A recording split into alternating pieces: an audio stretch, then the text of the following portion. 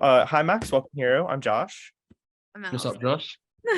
We're for Josh at the Movies. We just wanted to start by saying really adored this movie. We saw it back at Popcorn Frights Festival. We actually covered that virtually. Gave me some major Beetlejuice vibes. Can you just tell us about your impetus of your involvement in the film? I was approached by the director of the film and I read it and met Martin and I just really was like drawn to doing it. Yeah, I got the script and I was really excited by it just because it was so different to anything that I'd done ever recently or ever. And I just felt like I'm going to have fun playing a character who's dead and has absolutely nothing to lose. And then I spoke to a friend of mine who had worked with Martin, the director, before, and he said Martin was amazing and really fun to work with, and he was.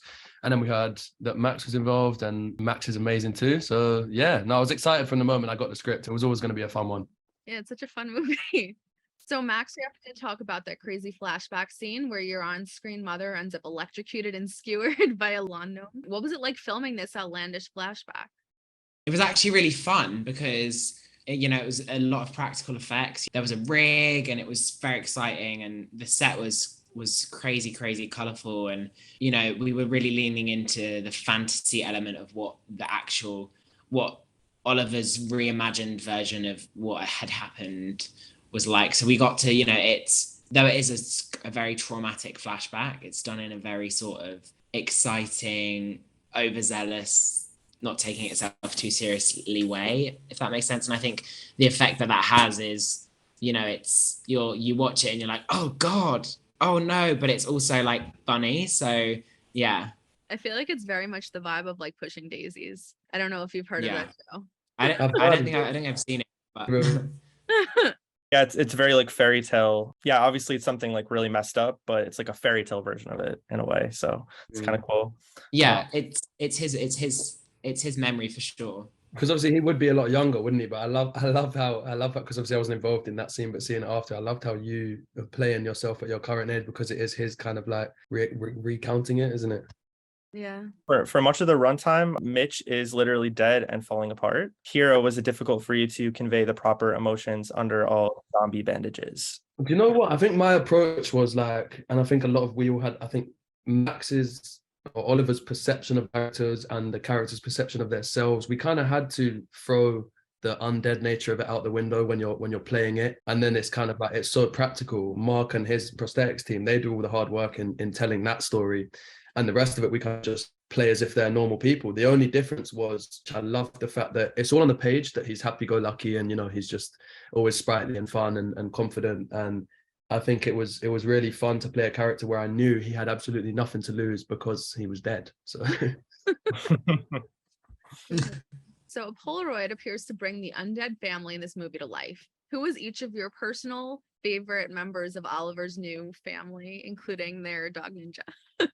I think my favorite, obviously apart from Hero, because I have to say Hero, because I think my favorite member of the family was my dad, Frank. I think Ben really enjoyed himself making this film, and I feel like he brought so much fun to set, and I think that's really, and he brings that to life so vividly on screen, and I think as an audience member you can tell he's really enjoying himself, and he was tons of fun to play with, for sure. What about you, Hero? And do you know what? If you'd said Susan, I would have said Ben. And no offense to Zenobia, because she's great. She obviously just have this screen time to really show what she's got. But with those two, the Ben and Susan are hilarious. Like Max is saying, on set, they just exude. They're just, everyone's having a laugh, making jokes. And these guys are veterans of the game, but they know the comedic timing and the comedic stuff well. So it was so funny watching them before they're filming and obviously while they're filming too. So yeah, since you've said Ben, I'll go for Susan. Okay. I like that. Yeah, it's such a good ensemble. I feel like you could really feel like the family vibe. Obviously they're all half dead and recreated, but you can really feel like a family vibe between them. So I enjoyed that. We all do really like each other. That's why we all do really get on. Yeah. We all stayed in a house together in Wales when we made the film, so we kind of had to live as a family in real life, and then going on set was kind of like it has this energy and this essence of the film is a film, like in terms of like the houses feels like a set. So we were specifically going to make a film, and the film comes across like we're making a film, and it's like that's like a really rubbish thing to say, but like the family stuff happened off camera, and then what transpired on screen is just us making a movie together. So it's kind of it had a nice sort of synergy in that way. Oh, I love that. It like bleeds through. It definitely shows in the end product. The film's physical zombie humor is super fun and only complemented by the choice to set the movie during Halloween. So happy October. Can you share your favorite Halloween memory or costume? I've never been too good with my costumes for Halloween parties. I've tried to put contacts in, couldn't do it. I had worn them for the movie, which was actually really good because we didn't realize that I'm supposed to keep my eyes open for a long period of time. And obviously human beings need to blink. But the contact lenses were only for the visual effect of making our eyes look kind of like dead. But it ended up being so useful in helping us go a long time without blinking. So when we're playing dead, that was like such a weird, happy coincidence that happened. But yeah, my best costume it's not very good. I think I went to like a DIY shop and bought like for me and 3 of my friends like painting overalls and covered them in blood and tried to put contacts in and failed, and then got there and just took the overalls off anyway. I'm terrible when it comes to fancy dress, man.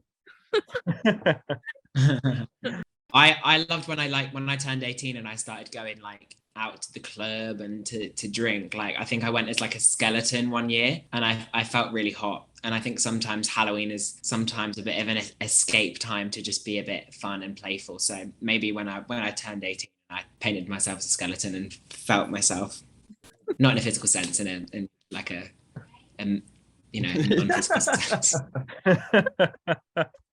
You got to go all out on Halloween, you know. Am I a comedian? I didn't realize I was funny.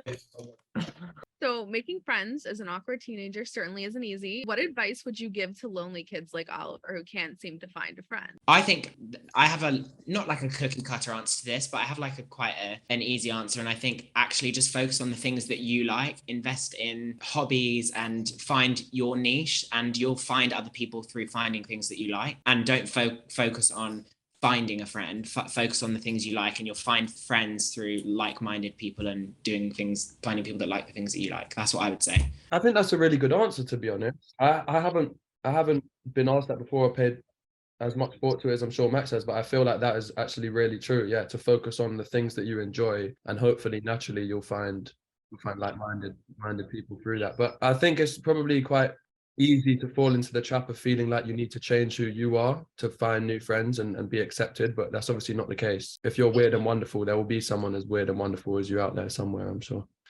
I love that line. It's great. Yeah, stay true to you. You know, it's the most important thing. Exactly. At the end of the day. The platonic brotherly love formed between Mitch and Nathan during the film is simply beautiful. What was your favorite scene with each other? For me, I've really enjoyed all the stuff when I'm dead and Max is moving me around. Yeah, it's actually really interesting as a kind of like as an exercise to really play dead and try and relax everything in your body and let Max do all the hard work. I did enjoy that. Every time they called cut, I just burst out laughing because I've been holding it in the whole take.